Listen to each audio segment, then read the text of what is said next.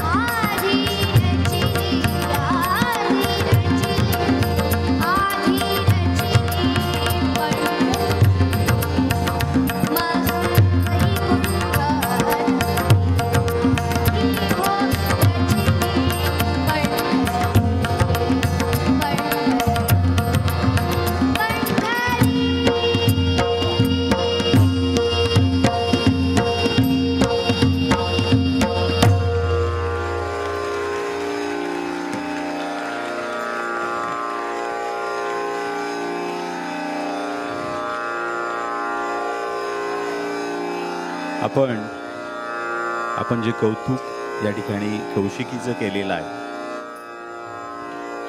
मला 4 ओळी आठवतात. लेक आनंदाचं गाणं, लेक जिव्हाळ्याचं राणं, भाग्यवंतांना लाभते लेक पुण्याईचं धन, लेक जिजाऊ सावित्री, लेक अहिल्या बहिणा, नेई आभाळाला कीर्ती, लेक घराचा दागिना, लेक ज्ञानोबाची ओवी, लेक तुकोबाची गाथा, जेथे लेकींचा सन्मान तेथे टेकितो माता. खूप खूप अभिनंदन कौशिकी तुझं. वेळेची मर्यादा लक्षात घेता आपण परत तिचं गाणं पुढच्या वेळेस नक्की ऐकूयात. खूप खूप अभिनंदन कौशिकी तुझं. यानंतर कौशिकी ही इयत्ता 5वी मध्ये संस्कृती शाळेत शिकते. तिचं संगीत शिक्षण पंडित वसंतराव मराठे यांच्याकडे गुरुकुल पद्धतीने गेली 4 वर्ष चालू आहे. आणि पंडित वसंतराव मराठे हे पंडित जितेंद्र अभिषेकी यांचे शिष्य आहेत. कौशिकीचं पुनश्च एकदा अभिनंदन. लहान मुलांची गोष्टच आहे. मगाशी मी जे रखुमाईचं सांगत होते, ती अशीच एखादी रखुमाई असते जी अगदी लहानपणापासून स्टेजवरच मोठी होते. तसं काहीसं आमच्या कौशिकीच्या बाबतीत आहे. आणि आता पुढचं जे गीत आपल्यापुढे सादर होणार आहे, त्यासुद्धा एक गुरु येऊनच आपल्यापुढे सादर करणार आहेत. गाणं सादर होणार आहे इंद्रायणी काठी. मंडळी, माऊलींची संजीवन समाधी आणि त्याचे 700 कितीतरी वर्ष, 725 वर्ष पूर्ण झाली ज्ञानेश्वरीला. या भावंडांची नावं सुद्धा विलक्षणच. मीपणाची निवृत्ती व्हावी म्हणून पहिला निवृत्ती झाल्याशिवाय ज्ञान नाही म्हणून दुसरा ज्ञानदेव. ज्ञान प्राप्त झालं की जीवन मार्ग सोपा होतो म्हणून तिसरा सोपान. आणि ज्ञान सोप्या अर्थाने गेलं की आत्मा मुक्त होतो म्हणून चौथी ही मुक्ताई. ही 4ही नावं, निवृत्ती, ज्ञानदेव, सोपान, मुक्ताबाई, ही 4 नावं म्हणजे मानवी मनाच्या ह्या 4 अवस्था. यांचं वास्तव्य जिथं होतं ती आपली आळंदी, आणि तिथं आहे आपली इंद्रायणी. आणि इंद्रायणी नदीच्या काठावर वसलेलं हे आपलं छोटंसं गाव. याला अलंकापुरी, कणिका, आनंद क्षेत्र, सिद्ध क्षेत्र असंही म्हटलं जातं. वयाच्या 16व्या वर्षी बोर्डाच्या परीक्षेत किती मार्क मिळाले यावर आपण काथ्याकूट करत असतो. CBSE बोर्ड की SSC बोर्ड यावर आपण खपत असतो. पण आमच्या ज्ञानदेवांनी मात्र 16व्या वर्षी जगाला सांगितलं ते पसायदान. अशा या ज्ञानदेवांचा एक सुंदरसा अभंग आपल्यापुढे सादर करणार आहेत आमच्या गुरु वृंदा पंढरपुरे काळे.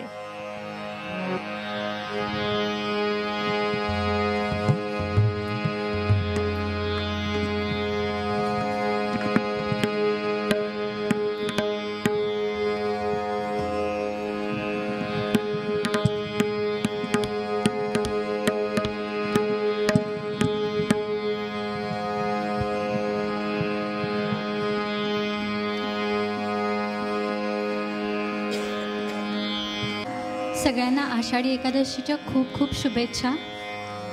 मी केअर फाउंडेशनचे मयूर सर आणि निखिल सर यांची मनपूर्वक आभारी आहे मला आणि माझ्या शिष्य परिवाराला इथे कला सादर करायची संधी दिल्याबद्दल. सुरुवात करते इंद्रायणी काठी.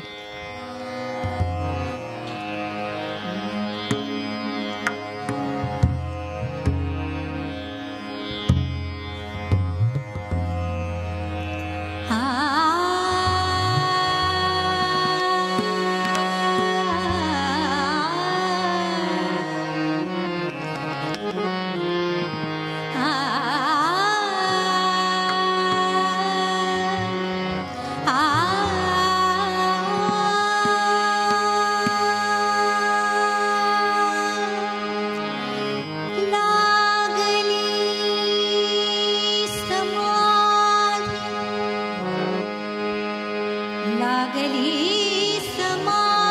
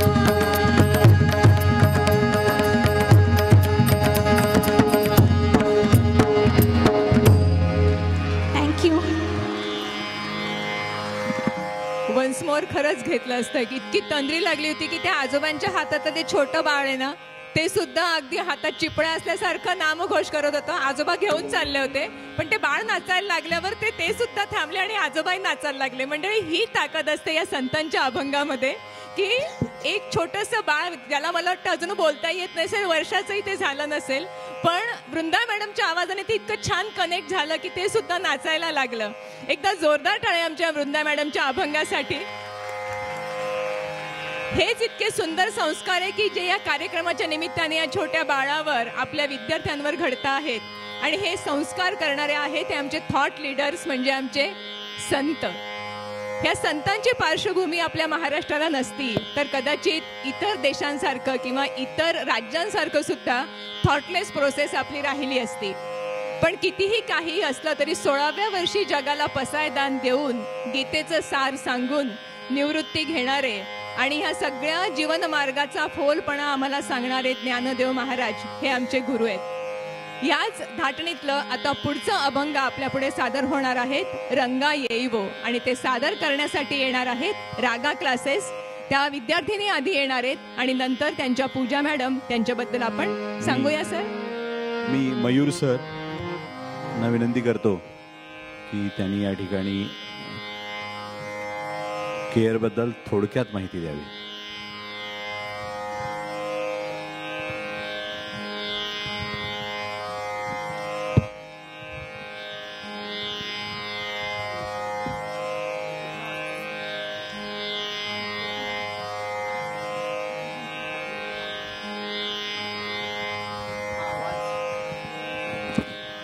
हॅलो. 2 मिनिटांच्या वरती नाही घेत कारण कार्यक्रम उशिरा सुरू झाला. पुढचाही कार्यक्रम आहे, नियोजन आहे. कला संस्कृतीतून पर्यावरण संवर्धन या विचारांवर ही NGO मागच्या 8 वर्षापासून काम करते. मूळ काम पर्यावरण आहे, झाड लावायचं आहे, जगवायचं आहे. ई-वेस्ट, इलेक्ट्रॉनिक वेस्ट मॅनेजमेंट संदर्भातली कामं आपली सध्या सुरू आहेत. वेगवेगळ्या कॉलेजेसमध्येच्या सोबत घेऊन आपण ही काम करतो आहे. सध्या CUPच्या मुलांसोबत आपण ई-वेस्ट मॅनेजमेंटवर काम करतो आहे. कारण की तुम्हाला माहिती असेल, जेव्हा इलेक्ट्रॉनिक वेस्ट आपण ते वापरतो ते प्रोसेस न होता जर व्यवस्थित रिसायकल, रियूज नाही झालं तर परिणामी होणारे हेल्थवर होणारे इम्पॅक्ट. आणि मी जो कॅन्सरला आज सर्रास आपण खूप साऱ्या ठिकाणी बघतो आहे की कॅन्सर हा आजार वाढत चालला आहे. त्याचा मागचं मूळ कारण आहे वेस्ट मॅनेजमेंट आपल्याकडनं होत नाही आहे. तर संस्थेच्या वतीने आम्ही इलेक्ट्रॉनिक वेस्ट मॅनेजमेंटवर काम करतो आहे. पण हे करत असताना तुमच्याशी कनेक्ट व्हायचं आहे म्हणून आपण हे कार्यक्रम ऑर्गनाईज करत असतो. आज आपण हा कार्यक्रम ऑर्गनाईज करण्याचा मागचा उद्देश, जो लयम नावाचा मुलगा आहे तोही त्याच्यासाठी कॉज व्हावा, प्लस एन्व्हायरमेंटचं जे काम आहे ते तुमच्यापर्यंत पोहोचावं म्हणून आहे. आज सर्वजण कुणाचे तरी मुलं विद्यार्थी शिकत म्हणजे गात असतील म्हणून तुम्ही आला असाल. पण NGOचा उद्देश फक्त हा नाही आहे. आपलं पर्यावरणाचं काम आहे. 12 जुलैला ट्री प्लांटेशन ड्राईव्ह आहे.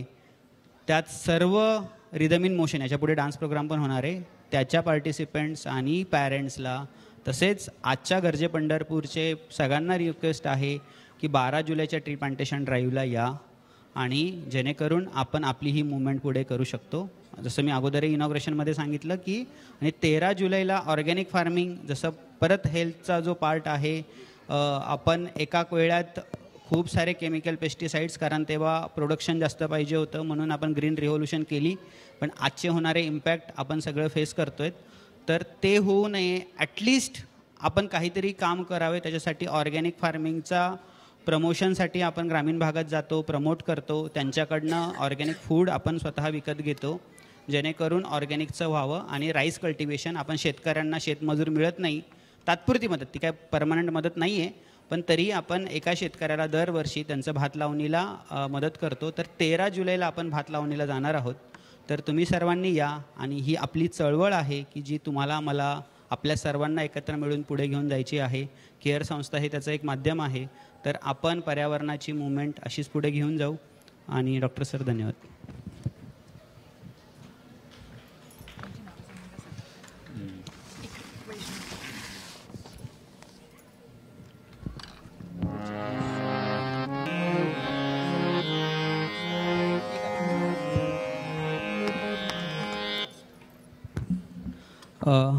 सर्व पार्टिसिपंट्सला ज्यांना वाटतं माझं गाणं झालं आहे आता मी जाऊ का, प्लीज बॅकस्टेजला येऊन विचारू नका.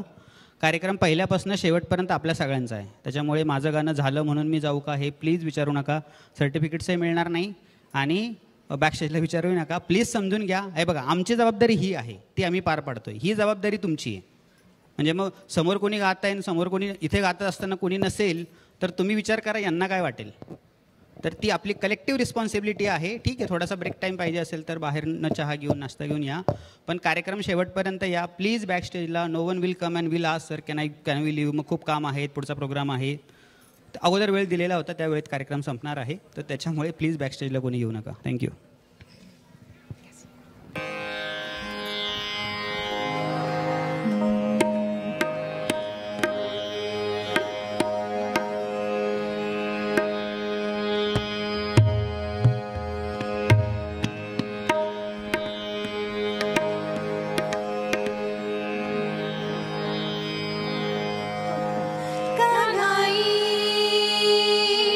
माझे कृष्णाई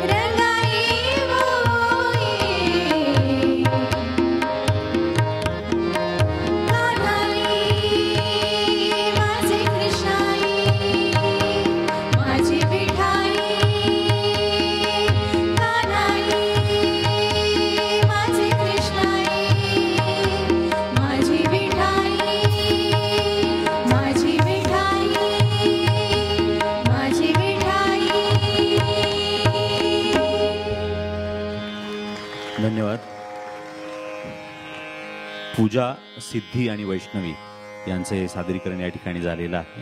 त्यांच्यासाठी जोरदार टाळ्या. रागा द म्युझिक क्लबच्या संचालिका पूजा आरोटे मॅडम यांच्या या विद्यार्थिनी आहेत. गेल्या वर्षी आचार्य यात्रे सभागृह पिंपरी या ठिकाणी अवघे गरजे पंढरपूर हा कार्यक्रम मॅडमच्या नेतृत्वाखाली त्या ठिकाणी संपन्न झाला होता आहे. आणि यावर्षी देखील मॅडमचं या ठिकाणी सादरीकरण होणार आहे. रागा द म्युझिकल क्लबच्या संचालिका पूजा आरोटे मॅडम या MA in Indian classical music असून गुरु आरती अंकलीकर टिकेकर यांच्या त्या शिष्या आहेत. केसरबाई केळकर पुरस्कार पुणे विद्यापीठाचा त्यांना प्राप्त झालेला आहे. मी मॅडमला विनंती करतो की त्यांनी या ठिकाणी त्यांचं सादरीकरण करावं.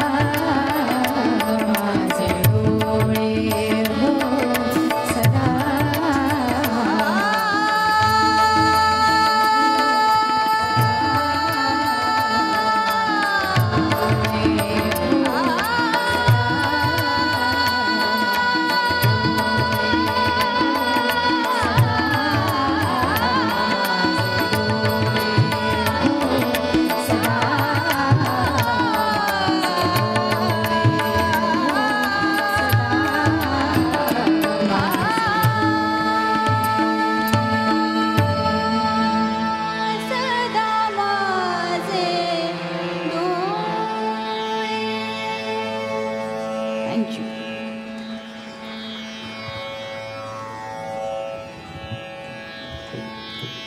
पूजा मॅडमच्या या सुमधुर आवाजाने हा अभंग खुलला आणि शब्दांमधली आणि अभंगांमधली ताकद काय असते ते आपल्याला या अर्थाने कळतं. म्हणजे मी मगाशी म्हटलं की संस्कार जे असतात ते ह्या अशा वेगवेगळ्या पद्धतीने आपल्या पुढच्या पिढीकडे झिरपत असतात.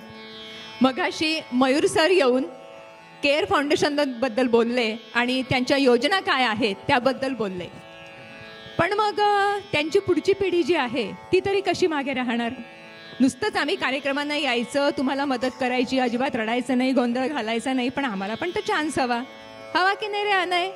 मग आज आम्ही पण ठरवलं की आम्ही पण एक अभंग म्हणणार. कारण काय, आम्ही जरी छोटे दिसलो तरी आम्ही आहोत मोठे. हम जहाँ खडे होते है लाईन वही से शुरू होती है. हो ना रे अनय? म्हणूया आपण एकदा जोरदार टाळ्या आमच्या चिमुकल्यासाठी. आणि त्याच्यानंतर एक छोटीशी ताई पण येऊन आपल्याला थोडंसं काहीतरी महत्त्वाची माहिती सांगणार आहे. त्या ताईने पण तयार राहायचं आहे. अनय, हे बघ, फेसबुकवर सगळ्यांनी बघितलंय तुझं गाणं, पण प्रत्यक्षात तूच म्हटलंय का हे आम्हाला नाही माहिती. संजय काकांनी आम्हाला पाठवलं होतं. आता संजय काकांना सांगावं लागेल नाही तर आम्हाला. पटकन पटकन कोणत्या काकाला बोलवायचं सांग. आवाज आवाज आवाज आवाज आवाज वाढव.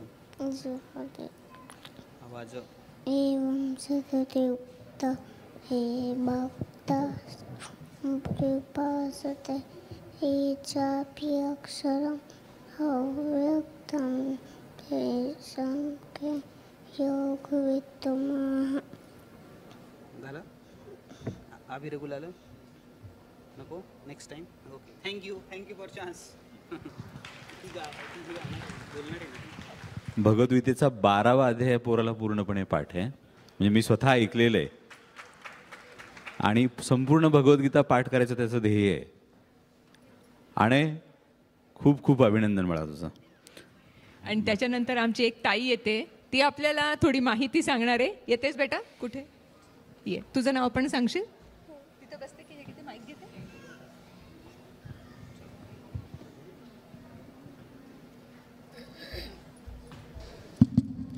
येथील उपस्थित सगळ्यांना माझा नमस्कार. माझं नाव अनया महेंद्र जाधव. मी 6वीत शिकते. आज सगळ्यांच्या मनाला भावणारी एक गोष्ट सांगते. सगळ्यांना मन करतं की आपणही दिंडीत जावा, पण जाता नाही येत. कारण की काही कारणं असतात. जसं कधी मुलांची शाळा असती, नाहीतर त्यांची परीक्षा, नाहीतर ऑफिसचं काही महत्त्वाचं काम, नाहीतर घर सांभाळणं, म्हणून जाता नाही येत. पण दिंडीतल्या लोकांना बघून त्यांची सेवा करण्याचं मन हे सुद्धा करतं, जरीही आपल्याला जाता नाही येत. माझ्या मामाच्या घरीसुद्धा यायची दिंडी. सगळे त्यांची मनोकामनाने सेवा करायचे. इतके काही वर्ष त्यांच्यासोबत यायचे ते. माझी आजी दरवेळेस त्यांच्यासोबत जायची. एवं ह्या वर्षीसुद्धा गेली पंढरपूरला. पण पंढरपूरला सगळ्यांना जाता नाही येत. पंढरपूरला जाण्याची तर सगळ्यांचंच मन असतं, पण जाता नाही येत. पण हे सुद्धा वाटतं की जाता नाही आलं तर मग एकदा त्यांची सेवा तरी करावं. सेवा करून तरी आपल्याला छान वाटतं. माझ्या मावशीच्या घरीसुद्धा यायची दिंडी. दिंडीमध्ये ते एका दिवस रात्री थांबायचे ते तिथे. आणि ज्या दिवशी ते यायचे त्या दिवशी आम्ही त्यांची पूजा करून त्यांना छान जेवण बनवायचो आम्ही आमच्या हातांनी, आणि त्यांना वाढायचो पण आमच्या हातांनी. दुसऱ्या दिवशी सकाळी ते दररोज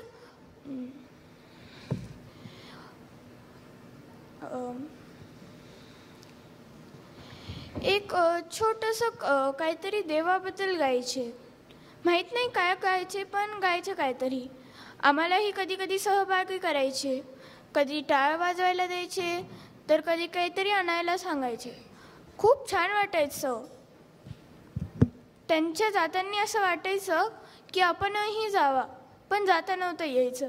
कधी सुट्ट्यांना गेलेलो असतो, तर कधी कधी बिना बापांचे असतो तिथे, म्हणून जाता नाही येत.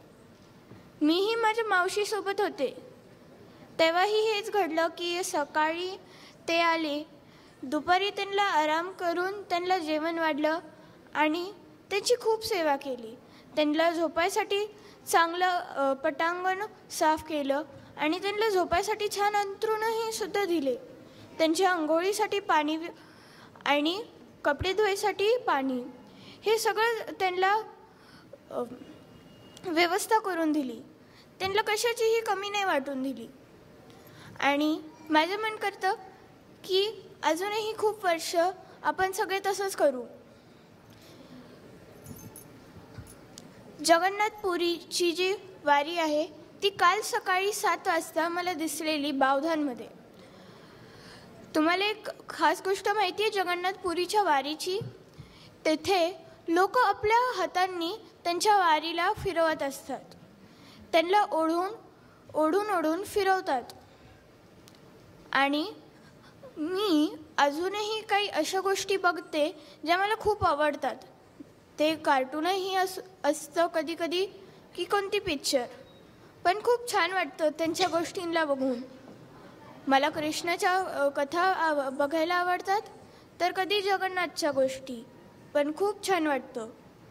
तुमच्याही मुलांना कधी कधी असं वाटत असेल की नाही आपल्याला ही गोष्ट बघायलाच पाहिजे, यांच्यातल्या गोष्टी खूप छान असतात बघायला, हो की नाही?